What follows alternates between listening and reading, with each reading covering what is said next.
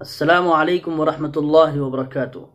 محترم ناظرین، قربانی کے مسائل کے سلسلے کی 10ویں کڑی پیش خدمت ہے کہ کیا عید کے دن سر کے بال نکالنا واجب ہے اور کیا ہر بال کے بدلے میں نیکی ملتی ہے؟ محترم ناظرین، آج کل بعض لوگ عید کے دن یا عید سے ایک دن پہلے سر کے بال نکالتے ہیں اور داڑھی منڈواتے ہیں اس خیال سے کہ اللہ تعالیٰ کی طرف سے ہر بال کے بدلے میں ایک نیکی ملتی ہے۔ تو یاد رکھیے، انسان کے بال کے بدلے میں نیکی کا حکم نہیں ہے، بلکہ قربانی کا جانور جس کو ذبح کیا جاتا ہے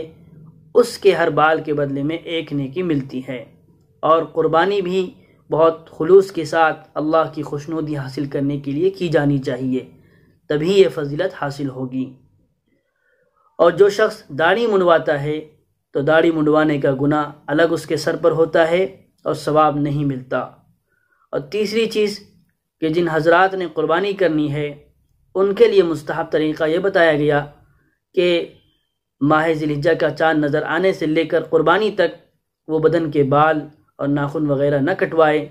لیکن اگر اس میں بھی 40 دن یا 40 دن سے زیادہ ہو رہے ہو تو ان کی صفائی کرنا ضروری ہے۔ تو ایسے حضرات اگر بدن کے بال یا ناخن وغیرہ کٹوا رہے ہیں تو ان کے لیے یہ چیز سنت سے ثابت ہے، واجب نہیں ہے۔